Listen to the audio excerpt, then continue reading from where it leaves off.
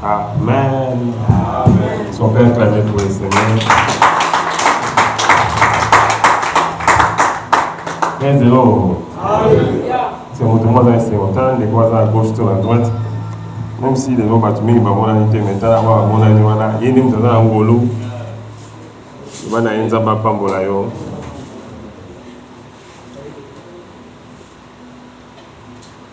Praise the Lord. Est-ce qu'on peut acclamer pour le Seigneur? Tous les cris de joie pour la gloire du Seigneur.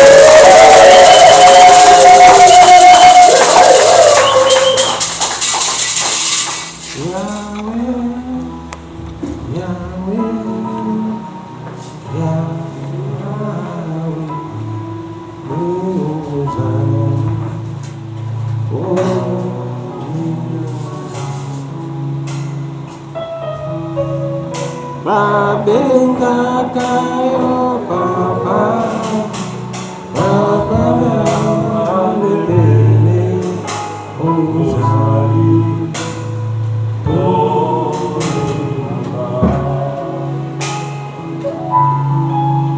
babenga kayo yaya, yaya balekele ozali. Nanga Yamba Yahweh, Yahweh, Yahweh, Yahweh,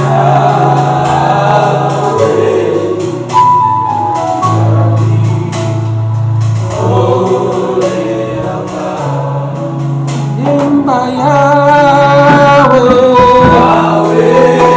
Yahweh, Yahweh.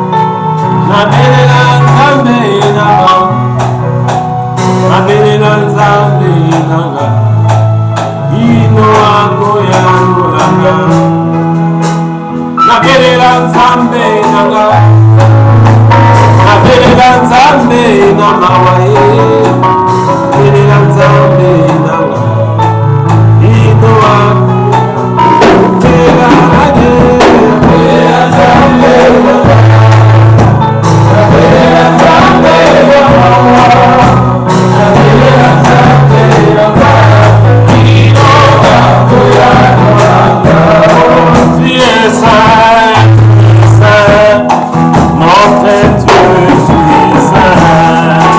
es saint.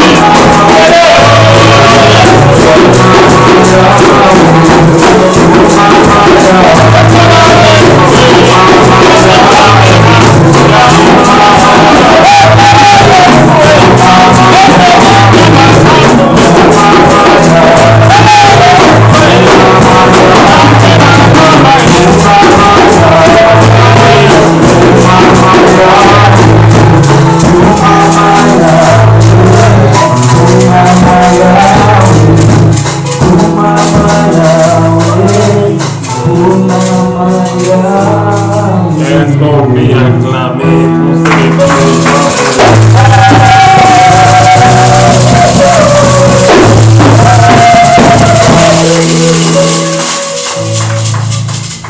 Amen. Lorsqu'on peut acclamer pour le Seigneur.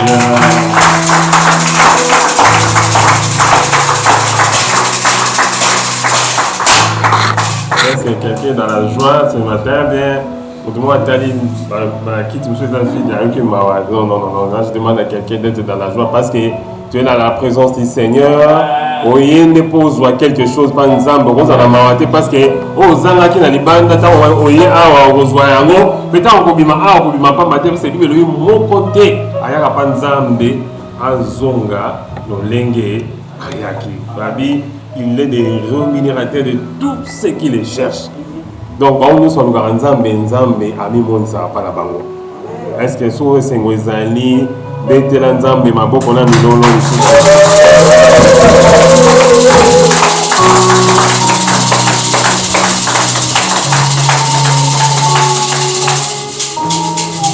Bon, dommage pour les gens qui attendent qu'on quitte ici, qu'on aille dans l'église Valais-Zala. Bon. Mais il y a encore des choses qui sont là qu'on doit prendre. Alléluia. On m'a dit bien bilanga so baloni amo. On se passe à mona. Alors on dit bilanga na. Alors on dit ba biloko ebota na se ba mbala manyoko. On a déjà vu ça. On m'a dit ka longi ka likoli ko aller pressa ke. Ba no so ba ba landeli pe na se ba pikoli na misisi. On ba mbala mo ka minene bimi. Et puis nous ko le carré ça moto ko ma pa moni eza awa to ko zwa avant to longa place oyo. Eza ebele ko leka. Eza ebele ko leka. Pasteur Willy.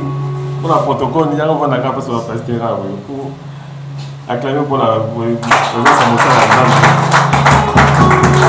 mettez-vous là-bas. Ça va. Non, c'est bon, là-bas. Comme ça, bien que puis toi tu prends une chaise, tu mets même là-bas. Non, mets là-bas. C'est moi qui donne les ordres.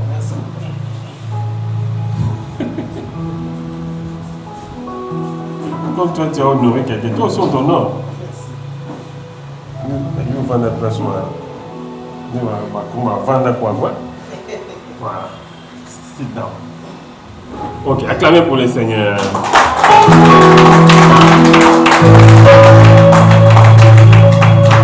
Je disais que dans son après, ne vous en faites pas, je vais rentrer là où je me suis limité.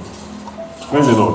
Je disais que nous sommes dans ce moment où on a tout ça, la phase rapidité, on l'a rapide, mais nous sommes à la lande de Tinasuka, on a un nous sommes en bas de l'année, on a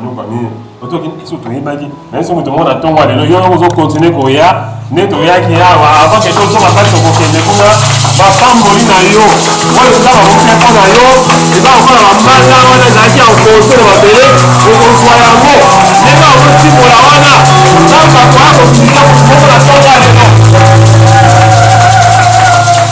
Moi je n'avais pas une affaire d'Israël, d'abord pour Koloba. Ne vous en faites pas, Dieu va vous susciter un autre prophète pour venir vous libérer totalement. Et le moment là où Moïse a dit, c'est pas le moment où il parce que Jésus est déjà venu sur la croix. Jésus était même plus que prophète parce que Moïse n'avait pas un autre moyen pour l'obéir là-bas. Il y avait un prophète, avait un grand prophète. Mais Jésus est plus qu'un prophète. Ce qu'il nous a donné, n'a passé, n'a présent, n'a futur. Nous sommes tous ceux qui ont na Yesu. Si on a la place na Yesu, on va aller parce que ma famille est comme passé. On a besoin quitter. On a besoin de l'Israël. On va demander comment on a la beauté. Et ça, nous a la place na Yesu. Dans la vie, Christ en nous, l'espérance de la gloire. Ah, la tombe on a mutu moko. Pas ça va mettre la place na été. On la place pour moi du moko. Donc nous on va là yo. Parce que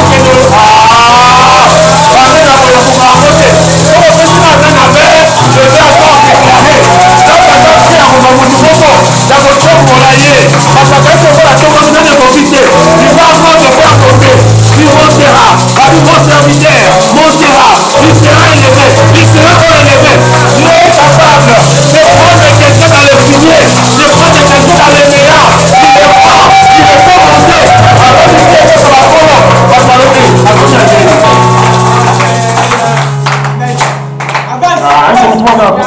nzambe asali makambo comme ça bana nzambe tosala nzambe eza ordinaire te somonika makambo ezalaka ordinaire olobika na ntongo bonjour ndeni bien bana komita parce que nzambe otambola aza nzambe aza extraordinaire l'esprit que Dieu a mis en nous n'est pas un esprit de faiblesse, c'est pas un esprit de force, c'est pas un esprit de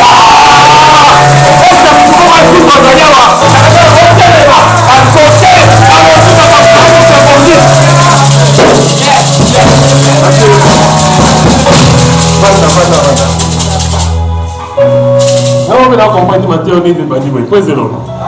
Et Matthieu, Zaga, bon, attends, on prépare quitter. Sauf qu'on est sur cet esprit, il y a bombardé. La vie au commencement, avant que Dieu n'écrit toutes choses, avant même qu'il ne prononce sa parole, le Saint-Esprit, ça a un ennemi. À qui n'a déjà dit, attaquant des pointes, à oser. Dès que la parole sort, le Saint-Esprit, la parole vient comme un ballon. Le Saint-Esprit parle la parole. Pouf! Et que la porte, on attend moi les lots. Mais l'autre, on soit quitté. La parole qui va sortir, le Saint-Esprit, il va pousser.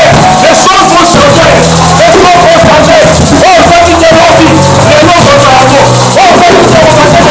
Les noms sont dans la peau.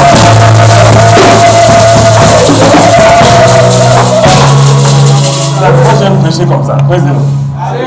C'est le sommet de la prédication. Oye, bon, nous pour monter avec cette exception, il y a qu'un noir. Come on. Président. Non, tu vas nous dire. Oui, papa, mon monsieur Zaga. Papa, oye, fait boye. Nous tout le monde va gagner la fête. Bah, il va entrer.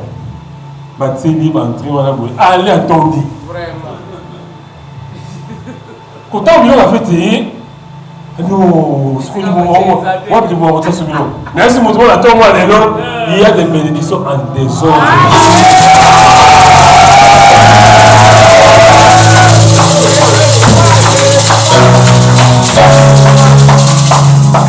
Mon papa c'est remis mon tombeau.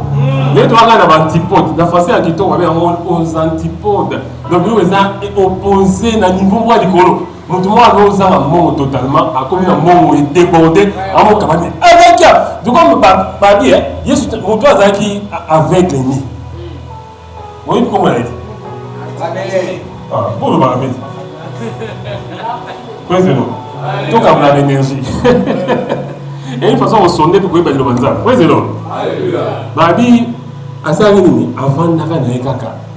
Avant d'aller à la place wana. À mes salariés pour vendre la place wana. Babi les gars dans bas jaune. Babi sur la tête jaune là, putain, on y a babi sur un nika comme à pembe. Donc ceux qui pembe babi à son bité dans la jaune comme pembe. Président. Avant d'aller à la place wana. Quand la place aux wana, Dieu va te trouver là-bas. Le problème de David, il a crié. Président. À Saint-Denis, à Gangaki. Et pitié de moi. Mais ce qui est maintenant bien ce matin, c'est quoi? Toi, tu avais déjà crié. Dieu avait déjà écouté. Dieu a déjà eu pitié de toi. Aujourd'hui, les choses vont changer.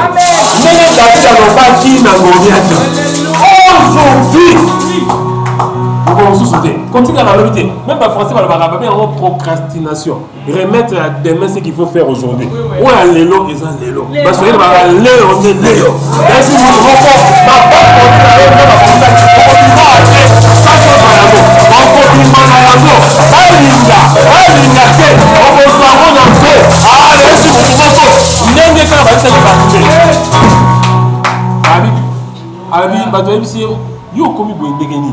you to message comme on place au bac sous par le bas à combien si on nous donne poser une question tout le monde va comment changer c'est que il va que bâtiment ça nini abaniko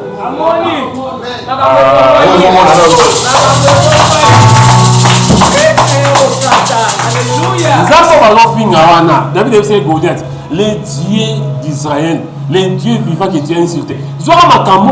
Contre eux. Dangereux. Quand tu l'insultes, il prend les insultes, il amène ça chez Dieu. Et on va dire à Dieu la vengeance. Tout à fait. Frère, on peut comme un danger, pourquoi?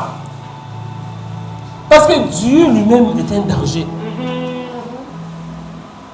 On va dire que nous sommes un danger.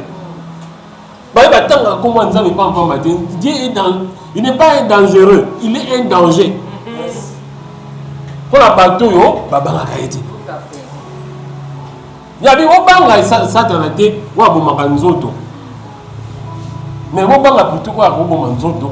Na elimo na landi yango place okende kuna abi yaka kotoyo na kotia en place au place ala tongo lelo moto obanga te parce que Yesu a fait ça et nous pardon ya pour la famille na yote ya pour nous la cité ya pour la tête non c'est pour la suite dans cité comme quantité ils ont passé à quelqu'un qui a déjà payé, il a payé sur la croix, il a dit Père tika bango ngayeyo nami pesi.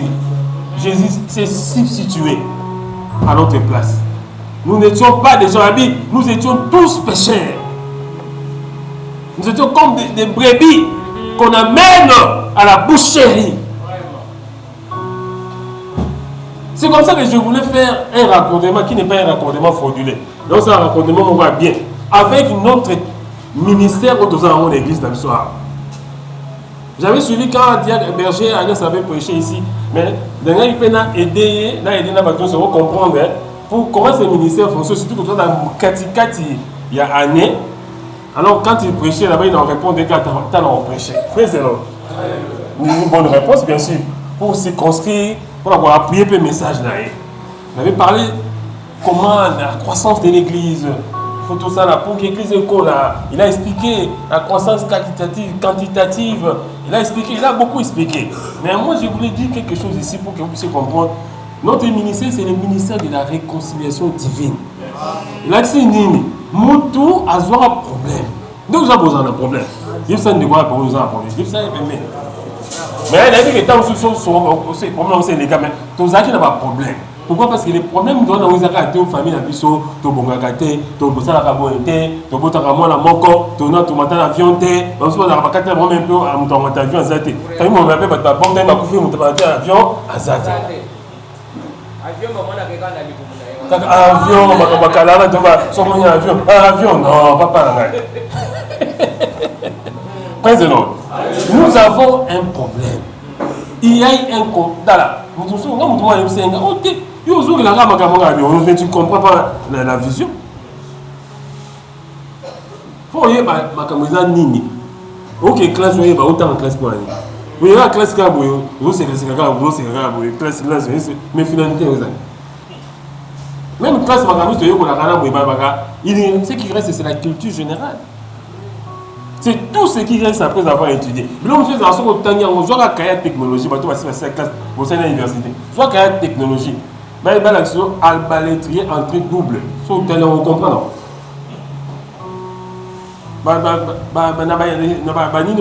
Perspective, il y a des choses qui sont restées dans la tête.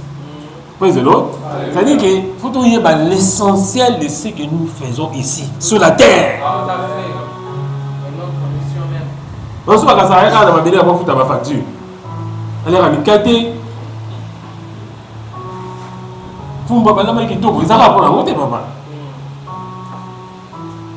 c'est le problème. Il faut que tu aies ta vision.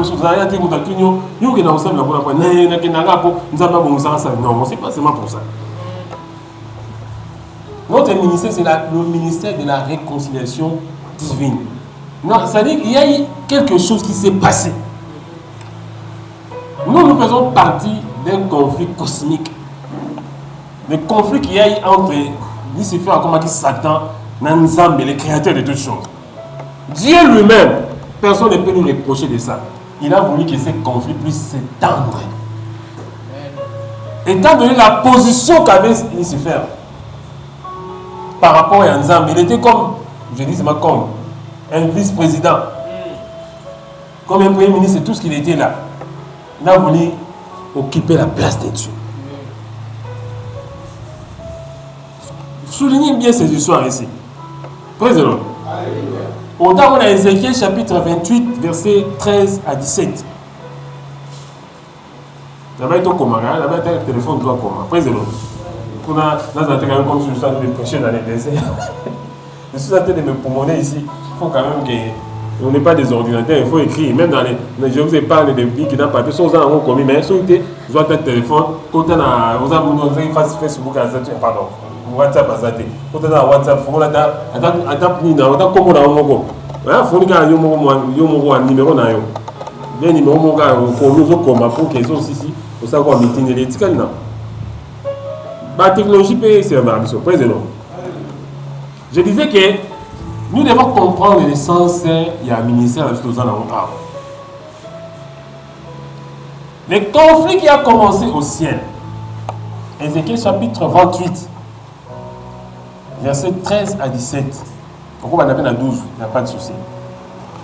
Ésaïe chapitre 14, versets 12 à 15. On a besoin de décrire Éden Moko. Parce qu'il faut bien retenir que lorsqu'on parle d'Éden, ce n'est pas seulement un jardin physique comme ça. Parce que les êtres, les anges, ce sont des êtres spirituels. Lorsqu'on parlait d'Éden, on peut appeler ça la présence de Dieu immédiate. C'est le cabinet du chef. Praise the Lord. Au moins, dernièrement, on a nommé un mandataire, il y a un service public, il y a l'État. Au moins, on a tant de ordonnances sur le Premier ministre, tout ça, copie certifiée conforme les directeurs du cabinet du chef de l'État. Praise the Lord. En fait, c'est faire jouer un peu ce rôle-là. Il y a le Premier ministre et le directeur de cabinet, il était un peu combiné les deux là. Mais il était, on appelait l'étoile du matin. Quand on dit arrêter, moi je ne sais pas si on a un gars, Satan, c'est là, il faut faire attention. Il n'est pas idiot. Praise the Lord. On ne vient pas ici pour faire son apologie, mais si on a un ennemi, il faut comprendre dans un an. Quand on a des gars, on a rebêté, tant qu'on va rebêter, on va quoi dans ma belle. Vous pour ma belle, vous regardez. Il vient d'un niveau combien? Président. Il y a un texte là, tout temps, il y a un monsieur qui disait, l'homme fort du quartier. Chaque jour, soit les t'as la moto, t'as signé, pas tout soit pas, comment il dans le ligne de soi, il comment on a bien Yaka, à combien à mon c'était mon nene. Tellement le pouvoir est matière dans moto. Président, à une c'était en l'accès, bilo bateau soit quartier au bon monde, et bon, quartier de mon nene. Avec cette tellement qui a gagné. Bon, ils étaient où dans un homme bon. Bien. Nous étions on a rejoint, on a tant de gens qui ont joué, on a beaucoup de gens qui ils ont défilé dans le monde. À défiler, on a fait un pompage, ça n'est pas Kitukiwana, ça n'a pas été PV, bilan et côté. Nous étions à jouer, nous étions dans le monde. Il y a moi à jouer, nous étions dans le monde. Alors, il y a moi à jouer, n'a pas à Boukani. D'un coup, il s'est cassé la jambe. Texte, c'est un autre exception. C'est un texte. Peut-être que c'est changeant, peut-être que c'est des habitants. On est comme les démons. Non, vous vous souvenez, non? Bah, t'as époque, voilà. D'un seul coup, il s'est cassé la jambe. Maintenant, c'est ça, il faut faire attention. Non, bah, oui, mais il faut savoir que tout le monde c'est ça. Praise the Lord. Nous ne frappons pas comme battant l'air. Mais tant pas contre la chair et le sang. Mais nous luttons contre les principautés, contre les princes de ce monde, les princes de l'air. Praise the Lord. Satan a une influence parce qu'il était proche, il était calibre. C'était le calibre. Parmi les gens qui ont une information immédiate. Je ne dis pas que c'est ça. Il y a des auteurs bibliques, des commentaires bibliques qui disent qu'il aurait eu même l'information sur la création de l'homme avant que l'homme ne soit sur la terre. Mais dans les enfants, on est proche, par exemple, on a un projet, mais pas de ça, mais ça conseille, on a pour ça conseiller. Nous avons un régime d'information. Nous sommes dans la marche, normalement, il faut informer. Bon, bien sûr, mais ça va informer quand on va encadrer ici. Ils ont été aussi la permission. Nous avons peut-être certainement, il y a un régime d'information, informer bon petit, je sais que c'est long, tout le monde il aurait eu même des informations. Tant que subtilement comment il a séduit les anges. Mais ange, par exemple, myriades de myriades. Mais à voit un tiers, il y a armée céleste. À séduire Bango. À cette époque-là, aucun ange n'avait écouté les mensonges. Mais pourquoi Dieu a condamné les anges? Parce qu'il m'a dit la vérité. La justice de Dieu, c'est son attribut central. Donc, si on a accès à l'information, Dieu te tient déjà responsable. Au rôle de Dieu, comme par exemple être éternel. Si on considère l'éternité, vous goûtez ce qu'est l'éternité, non? Président.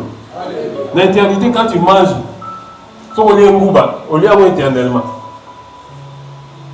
Président. Donc, si on finit par moto, et qu'il y a l'éternité, non? Parce que l'éternité, c'est dans la soukate. Président. Mais ils étaient conscients lorsqu'ils ont péché. Même un jour, ils sont conscients que ils ont consama. Que surtout consami, surtout c'est ma bé, ils ont se sous-souter. Parce qu'il n'y avait pas de chemin de pardon pour eux. Il s'est fait lui-même, il les savait. Jusqu'à ce que, dans le côté en détail, ils ont sauté.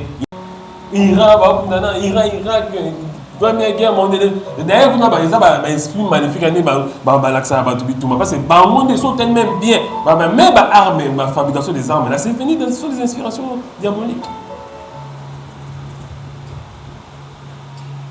La fabrication des armes, tango, ange, kima, veilleur, comment c'est pas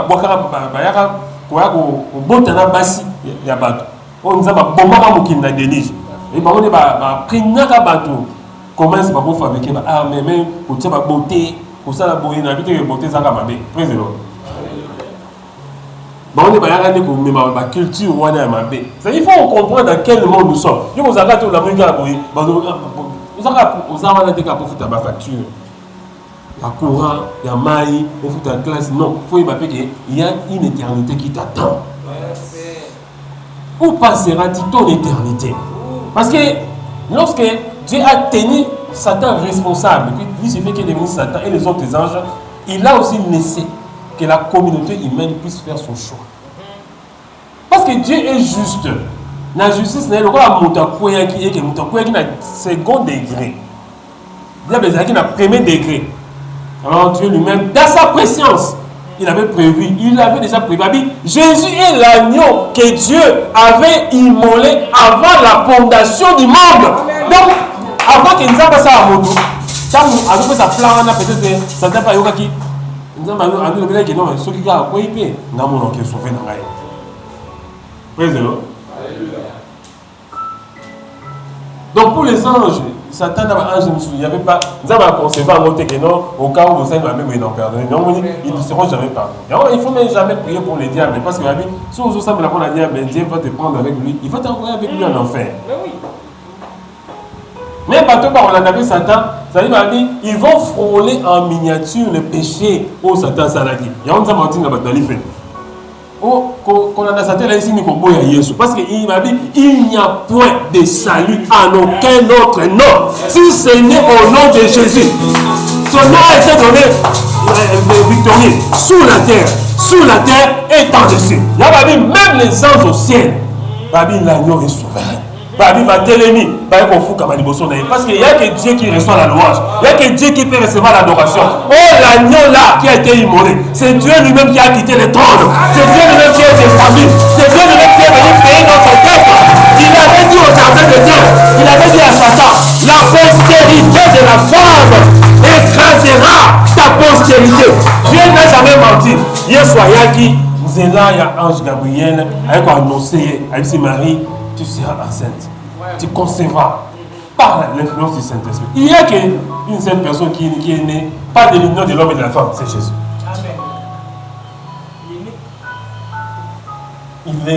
La Bible, c'est le Saint-Esprit qui a conçu Jésus dans le ventre de Marie. Mais vous devez comprendre quelque chose. Le plus grand miracle que Dieu a fait, c'est le fait de devenir un homme. Oui. Miracle à ma cas, c'est Aïki. Tant que nous sali consommons son mobimba. Asali, badlo que mon anakane, mon anakate. Asali, lola.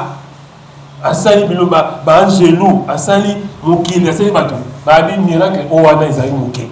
Miracle, l'équipe, miracle, nyonso. Tant que nous avons yé moko. Asali, incarnation.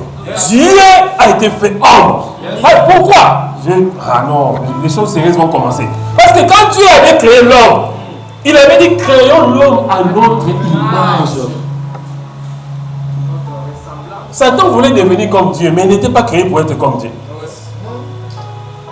Oui, c'est non. Aïe, il comme oui. Qu'on les bâtiments sont oui. Mais ça y est, encore un zambédé. C'est ça le problème. Pourquoi Dieu n'a pas pardonné? Parce qu'il y a le problème des années.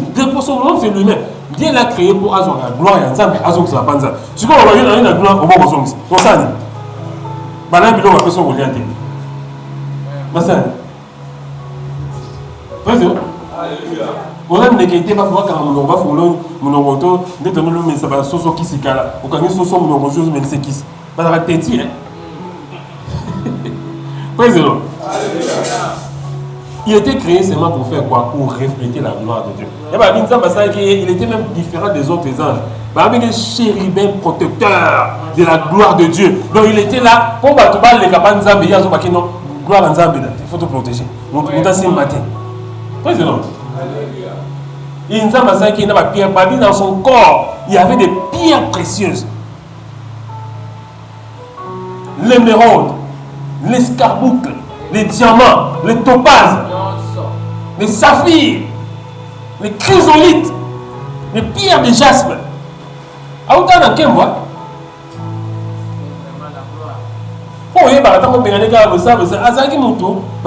Il marquait les sauts de la perfection.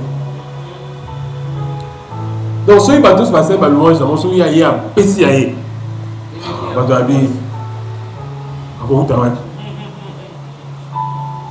quelle beauté! Président, Bateau soit quoi, il m'a dit au moins été. Où est-ce qu'il a monté dans la salle à monter? Mais là, lui, il avait ce qu'il était monté sur la tête, c'est quoi? C'était. Il y a un qui va s'agir pour appeler ça un zame de un miroir. Miroir, à bon, il y a un miroité. Président, certainement un jour, il marchait dans les mers de verre où ils ont la lola. En temps, il a mis mon corps, il a mis mon bal à Zania avec quoi? Quand Kimbo, il a fait ça quand il a l'homme sous une ordre en gamme. On a souvent c'est un ensemble de l'eau, il a récupéré le WhatsApp. Président. Et Dieu avait vu ça. Le Tout-Puissant n'a jamais connu la faillibilité. Président. Dieu n'avait pas créé un ange défectué. Nous avons posé à libérer. Gloire d'ailleurs, après si mon a reflété à Cameroun. Mais il n'a plus voulu refléter la gloire de Dieu. Il voulait prendre la gloire de Dieu. Dans ma version, la personne a dit je monterai, je m'assierai sur le trône de Dieu. Je deviendrai légal. Les 5 G. G.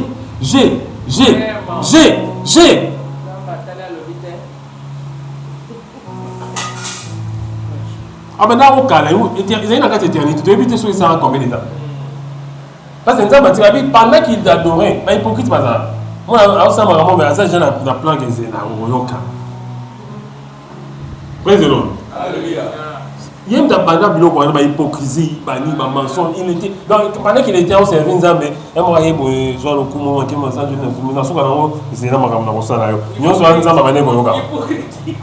en fait, le mot hypocrite vient du romain. C'est un mot romain. Ils ont hypo-écrite. Il ne faut pas être un hypocrite dans la vie. C'est très dangereux. Le roi de l'hypocrisie, c'est Satan. Le mot hypocrite, ça veut dire il y a 2 mots. C'est un mot composé. Président.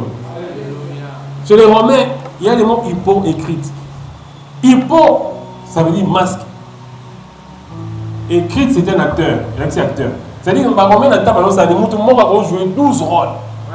Il y a un masque qui a pu nous voir, c'est sexy, il y a un masque qui a pu nous voir, Tata Moko Komoroboy. Anti-masque, c'est comme ça qu'on appelait hypocrite. Donc, acteur Moko, avec beaucoup de changements de masque. C'est ce que le diable était en train de faire au ciel. Il était en train de corrompre les cultes sacrés de Dieu. Alors que lui était censé sanctifier les cultes. Président. Il était le symbole de la perfection. Babi Nzambe mo lobi tant à salaji Nzamba tela bi. Ah, kitoko na sala kitoko hein. Président. Qui ba ilo Nzamba peso ya malamu ebungisa wote. Ko baka na satan te ko baka na otala ka satan mais il peut te corrompre sans que tu le saches toi-même. Nzambe so peso ilo ko mo malamu keba. Président. Et l'eau que le tika exalté. L'obéissance vaut mieux que les sacrifices. Il s'est corrompu lui-même. Il y a dans mon tuteur, il y a encore ça. Il y a mon corps. Avec le père du mensonge. Né à un cosa. On dit ma gloire, on a si mon sous, on a séduit, ma ange, mon sous sur la licolo. Oui, c'est vraiment que non, t'as là. Nzambewana, Aza, vraiment. Est-ce qu'il faut tout comme ça en éternité? Il y a vraiment talent. Donc, si tu as un programme qui est tout comme ça, pourquoi ne pas aussi être adoré quelque part? Il n'y a pas de liberté. Et vous allez voir que nous avons pratiqué la veille tout le temps. À Boya vous changer. Il y a même un auteur qui a dit que Dieu était parti les chercher. Oh, mais comment? À travers le Saint-Esprit. Avec un assimilé à l'IPK, c'est un petit taliboué, petit cadeau. On a un problème de petit cadeau, on a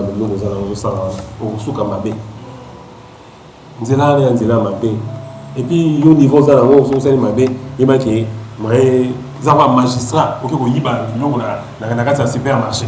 Un magistrat. Hein? Tout est magistrat, ok, dans le supermarché, il va filmer la caméra, directement.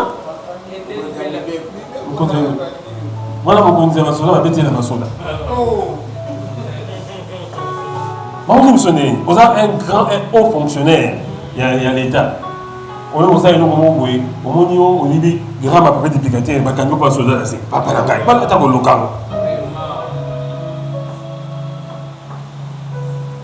Directement, tu es parti. On peut comprendre que c'était un stagiaire. C'est ce qu'il lui avait fait, même si au terre là, lobby, c'est que c'est qui est non, c'est quatre lots, on court au bout d'un tout le monde. Ah oui, et ça, il y a un orgueil, tant à tel qui tombe, on a rien. Mais parce que pour réfléchir à 8 ans, beaucoup de gens n'arrivent. N'a pas pour appeler on a bim ça, pourquoi les gens auraient un moto? Pourquoi je ne peux pas prendre ce qui est en moi? Là, on peut pour dégager. Parce que réfléchir, ça veut dire être un miroir. Quand quelque chose vient te toucher, et qui c'est la gloire venait de Dieu et ça répartit. C'est quoi l'étoile du matin? Elles ont la deux significations. Dans hébreu, l'étoile du matin. Mais dans le grec, il y a porteur de lumière. Mais à nous, on a fait la lumière dans le monde.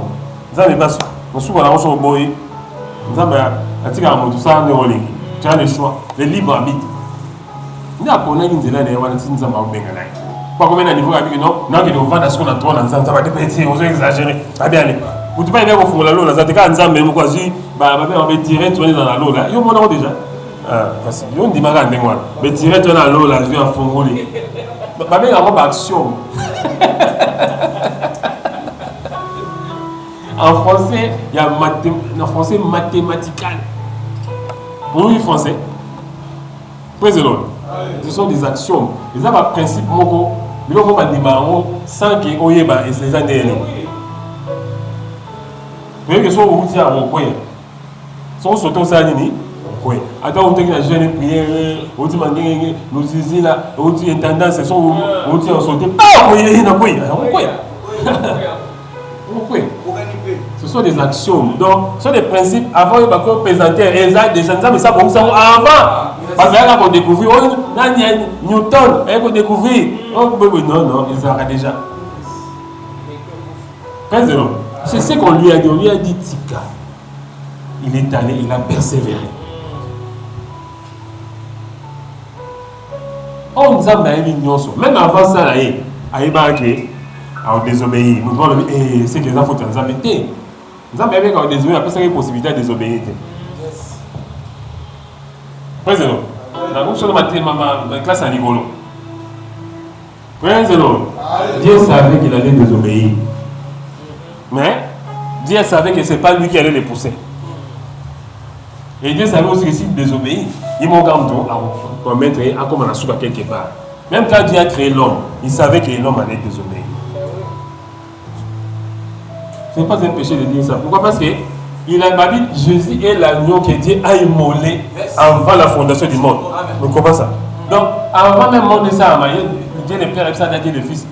Petit n'a pas dit, bon, il va pas Nzambe, ça va mon fils, non, Nzambe. Parce que David a dit le Seigneur dit à mon Seigneur. Il mon Nzambe, il Dieu soit bien, il n'a pas dit. On travaille du Saint-Esprit, nous avons un même esprit. Président.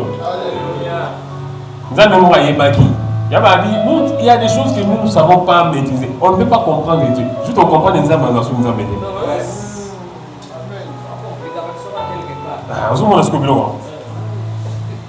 Vous voyez un peu ce que je veux dire? C'est-à-dire que nous devons comprendre les Nzambe Azati. David, mais qu'est-ce que faisait Dieu avant que les morts ne soient créés? Nous avons dit, on n'a pas expliqué.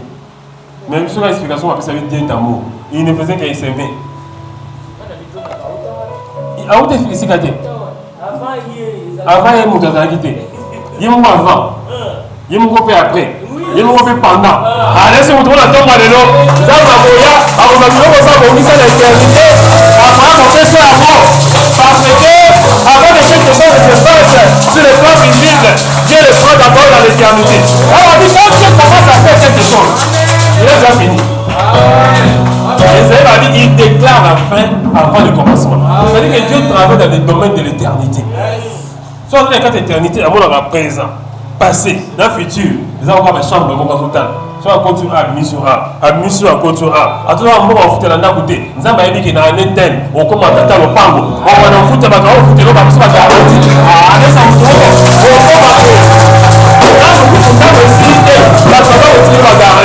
Garantie dans la route. Garantie dans la route. D'ailleurs, si vous trouvez, ça ne soit pas comme c'est la bénédiction de l'Éternel qui enrichit. Elle ne se décide de nos péchés. La tombe est là. Elle est là.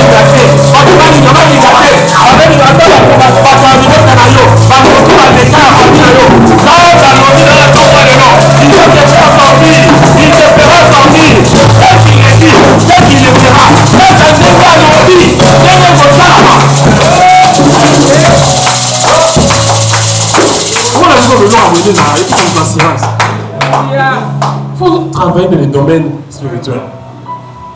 On n'est pas sur l'outil dans le ministère de réconciliation divine. Les conflits ont commencé là-bas.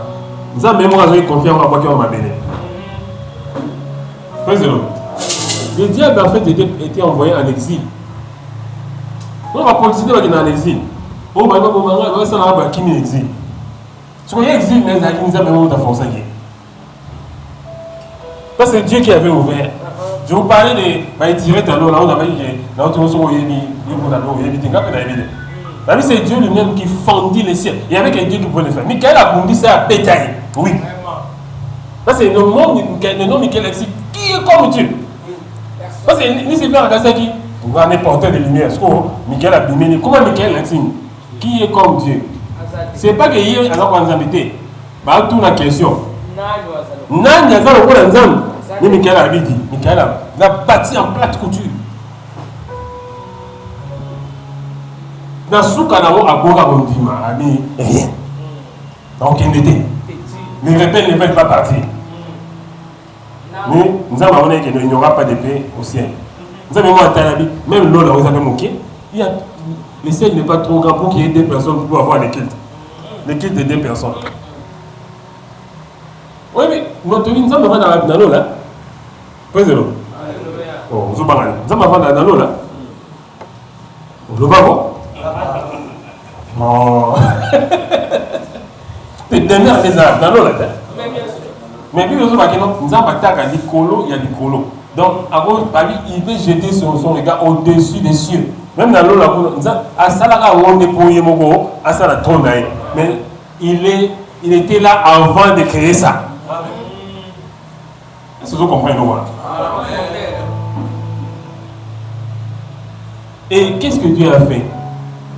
Dieu l'a jeté. Il a dit que dans le ciel est trop petit pour qu'il y ait des cultes. Qui c'est un culte? Attends, on va continuer la création. Il y a bien dans ma belle. Il y a bien que tu n'es pas tes par exemple, le capacité dans le Kenya, nous avons passé à l'imoto. Il y a des gens qui ont régné, pour aller régner, nous avons dit, nous avons dit, nous avons bâti nos motos ce soir. Attends, moi, petit, qui est comme ça, nous avons bâti les zones là, dans le Zouama. Nous avons dit, nous avons jardin de dents, tout ça. Ah non, certainement, ils voyaient quand Dieu était en train de façonner cette œuvre. Il y a nous avons dit, si ça peut, c'est mon commandement. Bon, il y a beaucoup de choses, c'est qu'il y avait déjà les péchés. Parce que Dieu n'a pas de mal. Parce que le mal est c'est que déjà, il y a à Salaka avant.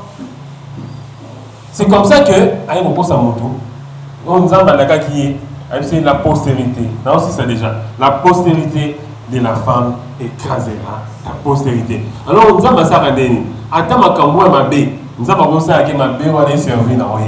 Donc, nous avons commencé à moi la moussala. Alors, ça m'a camabé, mais ma bien, elle a servi pour la gloire ensemble. Nous avons fait un mot. Les lots qu'on dit soit l'église. Attends, les tout là, c'est un tout exclusif. C'est pas que nous avons commencé ma bien en thé. Mais, nous avons nous avons la poste dans le cours. Attends, nous avons dit comment ma bien salvaki. Dans ce cas, nous avons aussi la manque de mots. Mais ça nous fait le problème est là, la situation est traversée.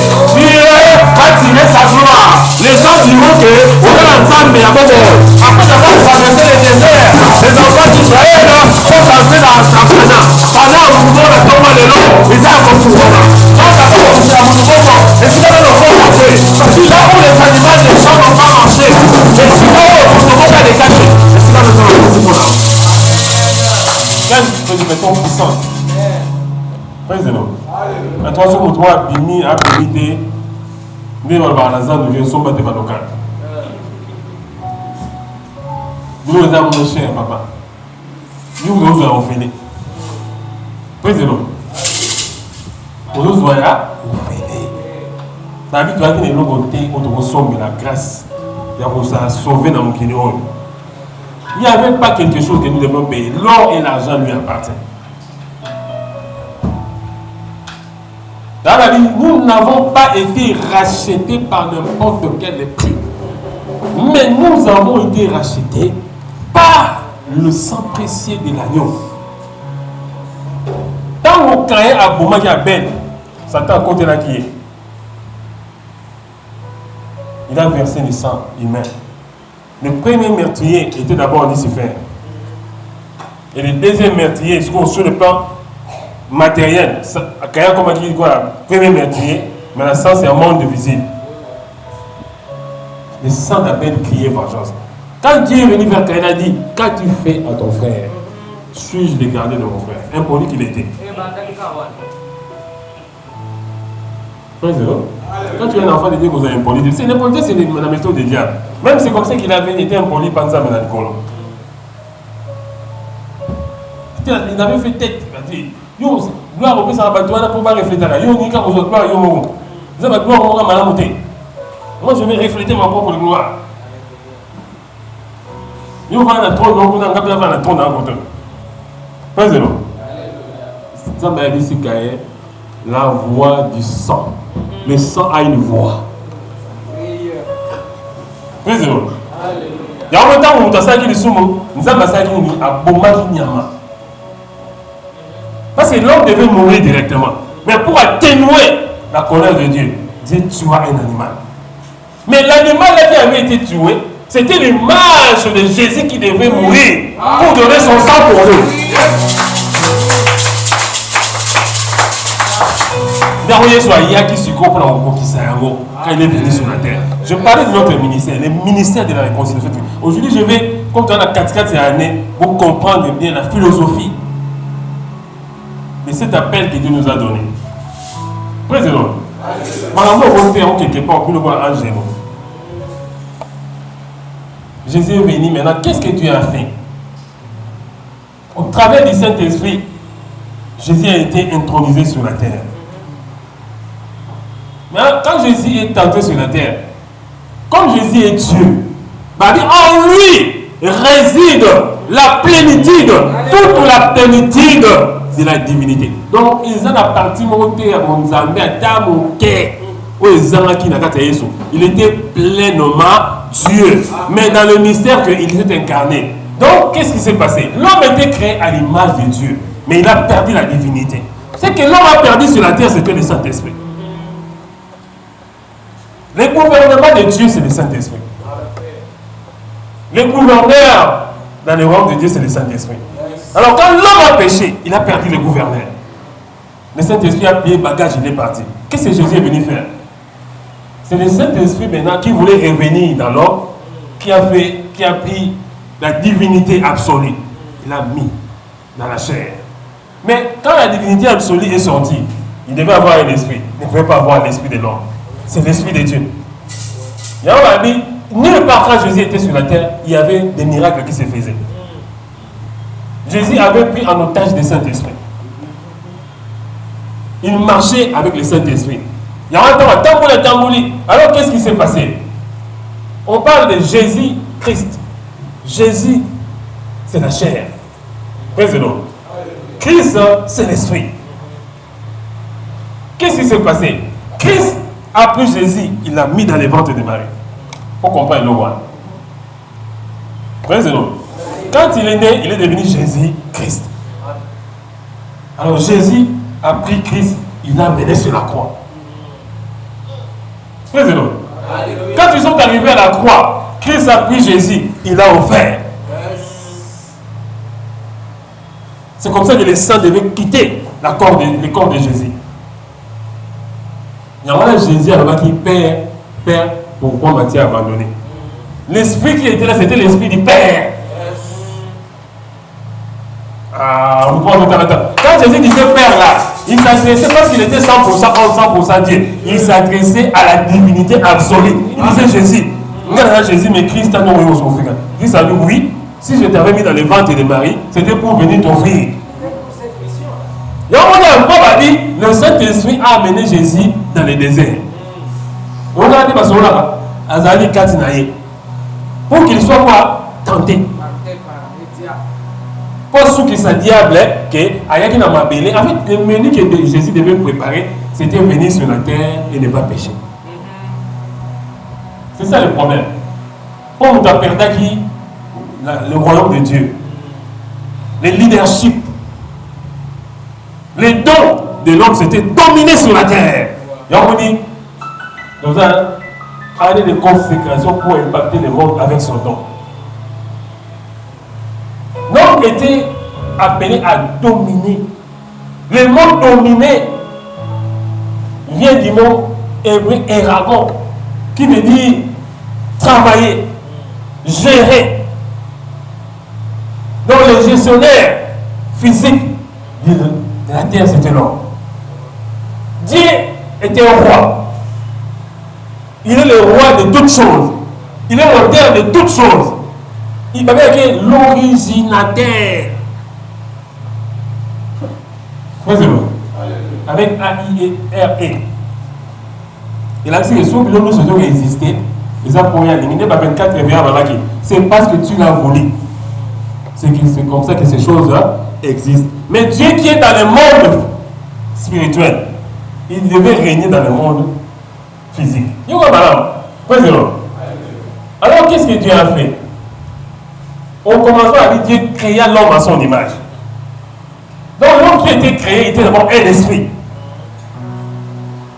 Il y a le mot homme. Et aussi, ils ont un mot humus et man. Humus, ça veut dire la chair, homme, le statut. Tandis que man, ça veut dire esprit. Dans la casquette d'un mot, ils ont dit âme. Donc Dieu a créé l'homme à son image. L'homme a l'image spirituelle de Dieu. Satan n'était pas créé à l'image de Dieu. C'était ça la différence. Mais quand Satan est venu tenter l'homme, il a dit, vous serez comme Dieu. En réalité, il n'a pas dit, mais c'est comme ça. L'homme était déjà comme Dieu. Président, si tu es créé à l'image de quelqu'un, tu es comme lui. Non? Mais il a dit la vérité dans le mauvais sens. Ce n'était pas l'information qu'il fallait leur donner en ce temps-là. C'est pour les séduire, pour passer à l'ini, Balia et le monde va interdire ça.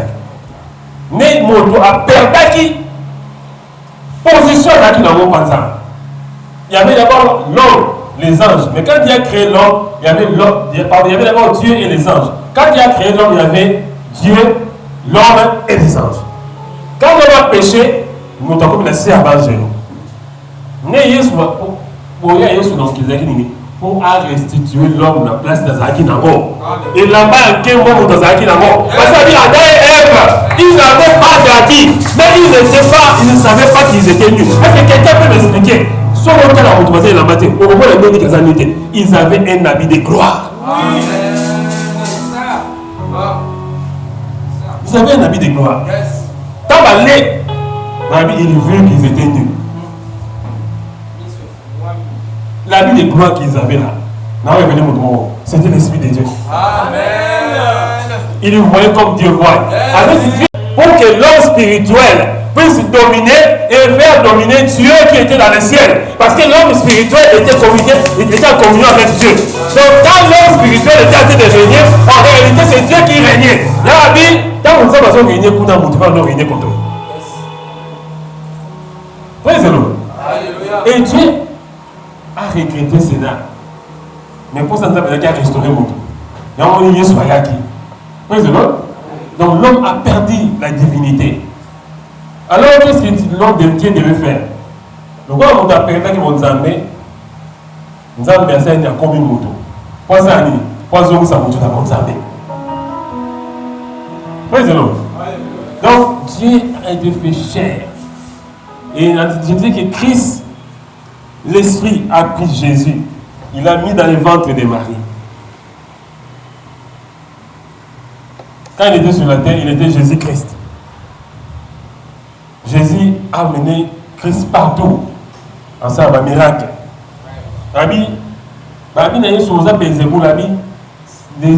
Les miracles que je les fais de l'Esprit de Dieu. Vous avez blasphémé. Parce que blasphémer, c'est dire du mal contre l'Esprit de Dieu. Et si on pêche contre l'Esprit de Dieu, on ne peut pas te parler. Parce que c'est le Saint-Esprit qui nous donne la possibilité de comprendre que nous avons mal fait pour être pardonnés. Nous voyons sur pendant qu'il était sur la terre, on a mis l'Esprit, on nous a pardonné. Alors Jésus était avec Christ en lui. Il a marché, Christ l'a amené dans le désert. Et Jésus a amené Christ juste sur la croix. Quand ils sont arrivés sur la croix, Christ a dit à Jésus, moi je suis esprit, je ne vais pas mourir, c'est toi qui vas mourir. Parce que comment ça a nini? Maintenant, tu as un jour de la tête qui m'a tué, basé en Robin. Si m'a tué, bimaki, ça a nini. Maintenant, comme il était Dieu, il ne pouvait pas mourir comme tous les hommes. Il fallait que Christ, l'honneur parce que c'est très important. Je vais dire à quelqu'un, vous savez que Batman est sauvé à la mort, mais Jésus lui-même s'est donné la mort. Abi on va blasphémer. Abi mon va jouer esprit naïe. Abi Père, je te rends mon esprit. Il rendit l'esprit. Il n'a pas expiré comme les autres. Oh non, il a rendu l'esprit. Non, lui il a pris l'esprit, il a dit Jésus. Au silicaté. De toutes les façons, 3 jours après, nous avons fait tout ça. Là, bien. Fait dodo. Et bien, il a dit, et il m'a dit, Jésus fait quoi? Expira. Et 3 jours après, il est descendu. Pendant qu'il était seulement mort, il est déjà parti là-bas. Il y a un bon aussi, il y a place à bon aussi, il y a un bon aussi, il y a un bon aussi, il y a un bon aussi, ouais, côté là qui est animé dans paradis. Qui a bon aussi des bateaux. À Kabouli, 6 jours de mort. On va pouvoir faire ma belle base à un contour. On va là mon contour et passe Satan. Et ça, il faut que nous soyons au Tinga, c'est ok. la postérité de la femme écrasera ta postérité, c'est moi-même. Ah, ils ont dit, oh, mais il y a un ça. Quoi? Makamuri, c'est même au Sayo, yes, on vous a dit que vous avez les policiers. On s'est dit que vous avez ma bobo. Les gars, on va ma bobo. Voilà, bien que vous mettez ma bobo.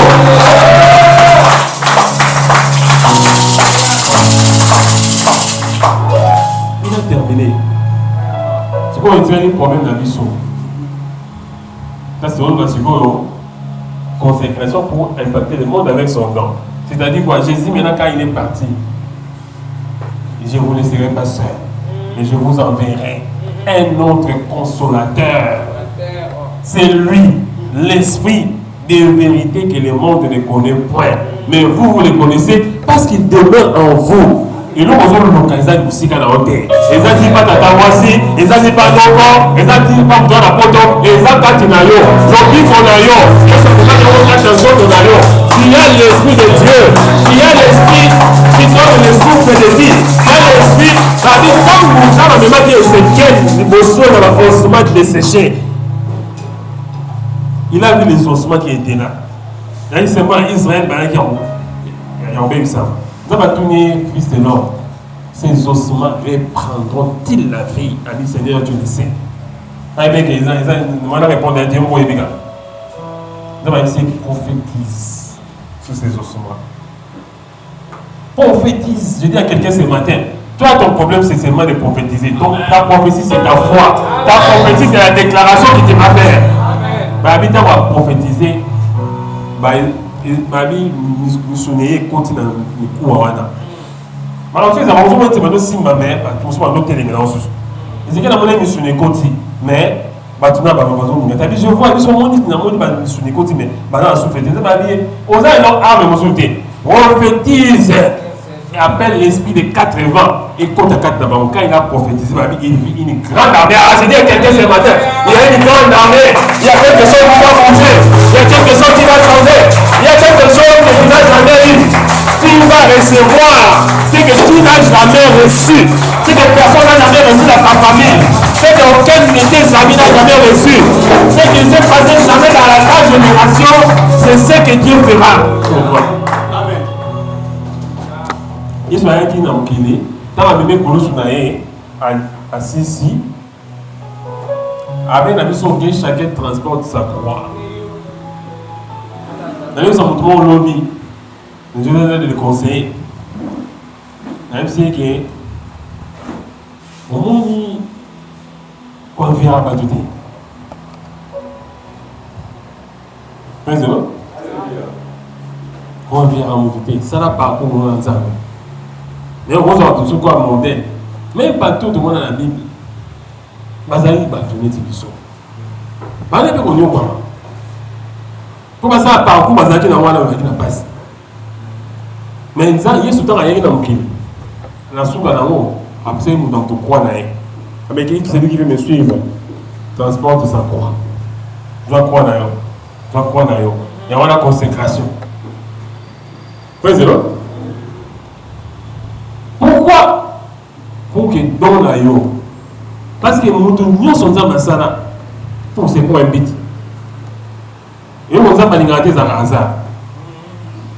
Président. Pas dans le hasard et dans le raté. Mais donc, nous sommes dans quelque chose, un impact sur le monde. Mais pour que tu impactes les gens de ta génération, il faut découvrir Donayo. Pour découvrir Donayo, tu dois te consacrer. Que ce livre de la loi ne s'éloigne point de ta bouche. Le livre Josué. Président, médite-les jour et nuit. Et alors, tu auras du succès dans toutes tes entreprises. Donc, les gens vont côté vos amis, ceux qui ont Kangamina Nzambe, on s'est consacré par Nzambe. Nous avons béni aux trop jeunes. Nous avons qui pas raté, pas de camarades qui ont raté.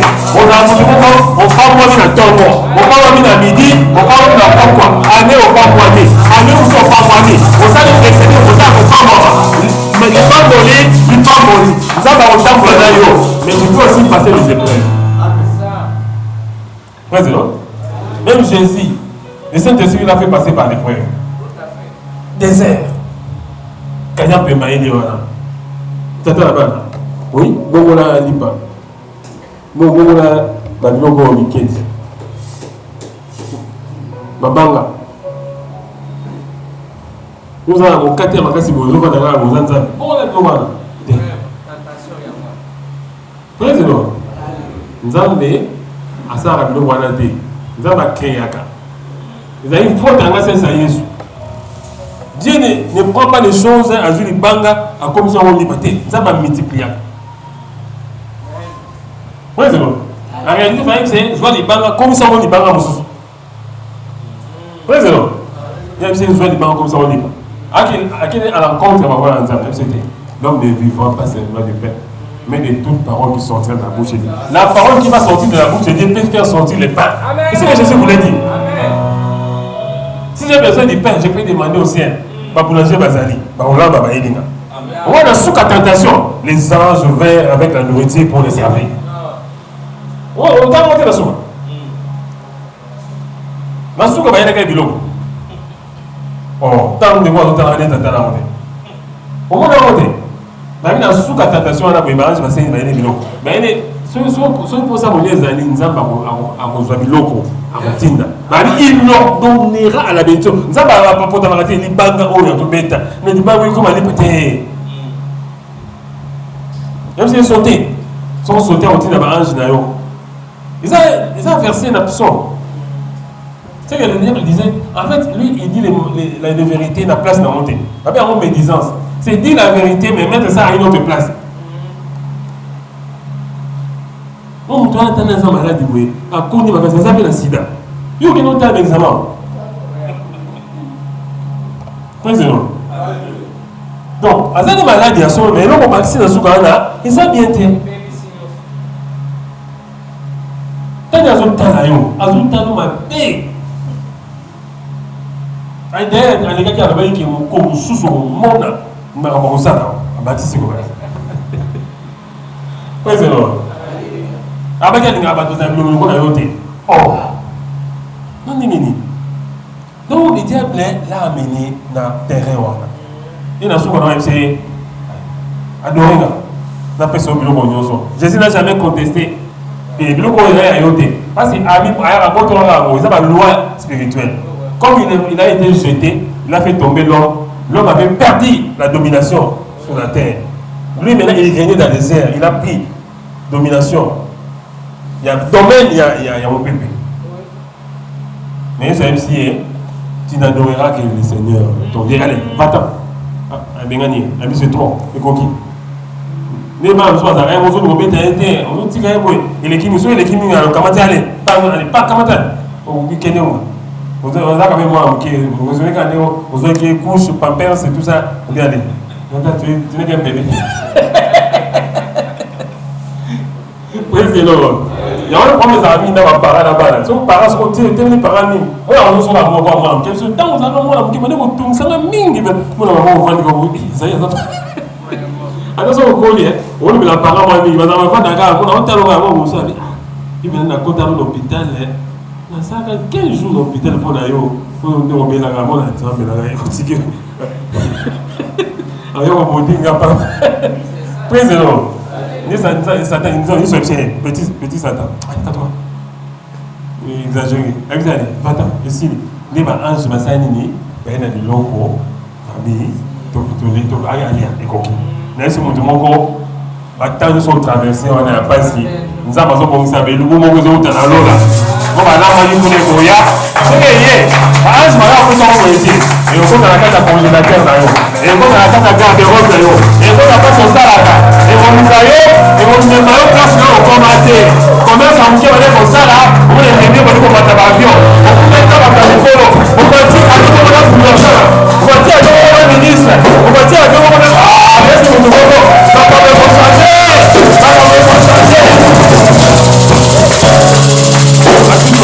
Je ne comprends pas ça. Ça va, on construit un bâtiment avion. Maintenant, on va construire un mot. Ça va pas vraiment comme on était. Président? Non, moi, on a dit que on a été. Tu m'as dit, non, on continue. Alors, donc, c'est que. Hein? Monsieur Toza, tu vas dire que mon. Ah, mais c'est même comment donc. On est gagné la gagne de 100 $. Monsieur Toza va ta génération.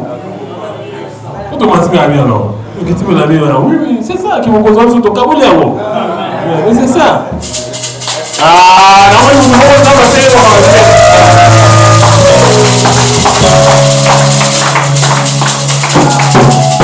On va regarder tout sur bateau Rabanda, on va le retourner là. Mais on va monter à ma bête, hein. Ma baille, on se passe à monter à ma bête. On va le remettre ça. T'es, yo, on va monter à ma bête, ça va bien. Ben, la mission, ouf, à mon délai. Nous ne savons pas vraiment où la bataille. On commence à il n'y a pas manqué. On se voit là, maintenant on fout de la voix, maintenant on met avant ce qu'on le voit, ok, quand on le pas, on a, on se coulait, on finit ma conseiller son couleur. Et d'ailleurs, que Kaya me s'est pété, un lac Sarani, non, papa, un lac c'est couleur. Oui, c'est drôle. Là, quelque part, en avenir, je peux même citer, bon, je ne citerai pas plus d'une sorte dans les médias. Quand on a petit couleur, on a mis le pas où, attirer sur ma voisin, attirer sur la vie. Oh! Mais comme nous sommes, on ne va pas mourir des hommes. Praise the Lord. Est-ce que vous demandez à pas mon attend quoi?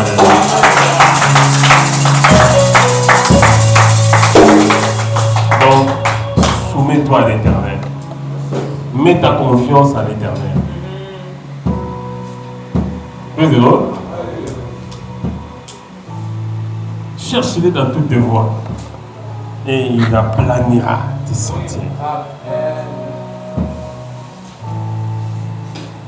Nous sommes dans un prêt et on sait dans mon demande quelque chose. Nous quand nous avons à l'église, nous ne pas penser dans mon demande quelque part. Nous quand nous avons changé, nous quand nous avons évolué, voilà, dimension là, nous avons tapé la vie à mon demande, voilà.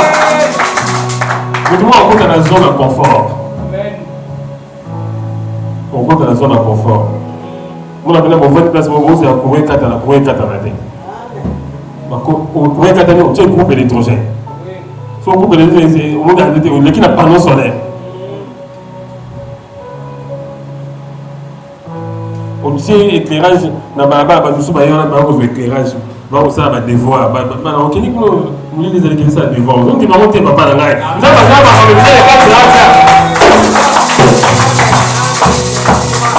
garderons de comme tellement clair que Babylone se le sait papa là tellement par contre sur la vie sur là lui est type attends tout ils sont ça on voit ils attendent nous comme là la maman mi balana on bien là qui sont là dans la ligne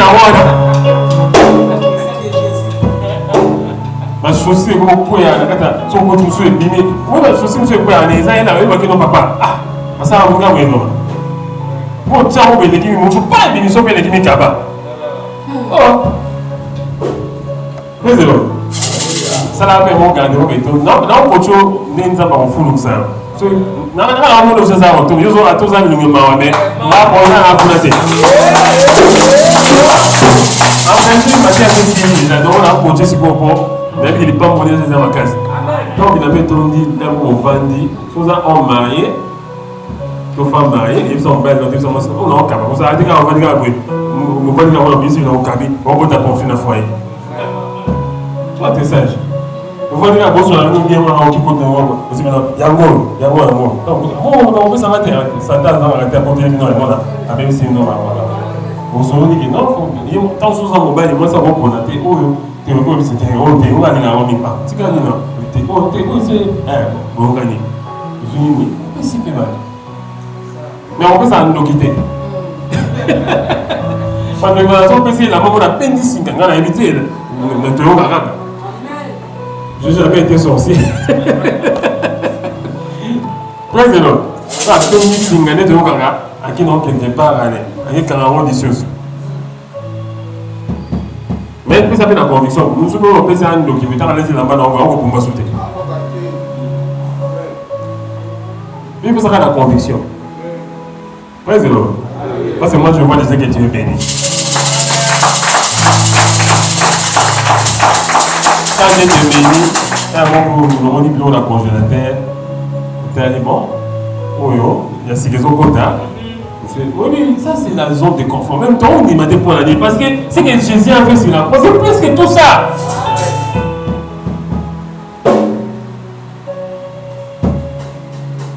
Nani, on te reçoit, Sima. Mais on te reçoit les bossons. Ils ont les cartes de reçu. Cherchez premièrement le royaume des cieux. Pas seulement ça. Et sa justice. Et bien, on se voit dans le royaume des cieux qui m'a rendu compte de la mort. Nous connaissons comment on compte la place. Mais on compte à la justice.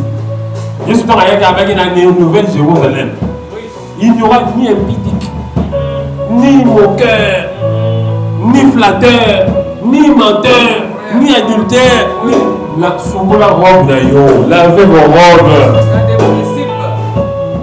La vie, rien ne sert à un homme de gagner tout le monde s'il perdait son âme. Attends, on parle pour qu'il continue en cours. C'est ça. Là, si vous avez compris la vision du ministère. Je sais que vous avez déjà compris, mais il y a un peu de marteau de courage, etc.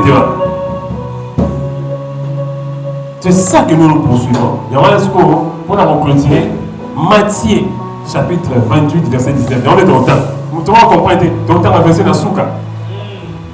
Non, on est à souter. Donc, tout le temps, on a versé pour 6. Tout est limité tout le temps, nous avons.